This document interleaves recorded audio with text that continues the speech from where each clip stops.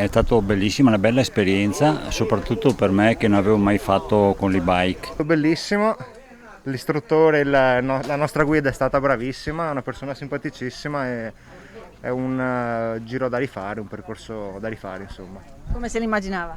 Me lo immaginavo un po' più complicato, ad essere sincero, però meglio così, è stato più divertente. Da valorizzare di più il Montello perché merita. E proprio perché merita di essere valorizzato, in occasione della Giornata Mondiale della Bicicletta, che si celebra proprio il 3 giugno, l'amministrazione rilancia il Montello e il territorio, protagonista dei mondiali di mountain bike, dei passaggi del Giro d'Italia e il modo di viverlo in bicicletta con iniziative di promozione turistica collegate al Montello Pass. Insieme con tutti gli altri comuni dell'IPA, quindi Montello, Piave e Sile, che fanno parte del progetto Montello Travel, abbiamo pensato di raccogliere le iniziative del territorio, di portarle in un unico cartellone e di proporle al pubblico tramite anche quella che è la Montello Pass, che viene scaricata nel sito appunto di Montello Travel, che dà poi nel comune di Montebelluno e negli altri comuni delle agevolazioni nei negozi aderenti. Bici, natura, turismo, una valorizzazione tout court a cui partecipano gli agriturismi che propongono menù ad hoc per i cicloturisti,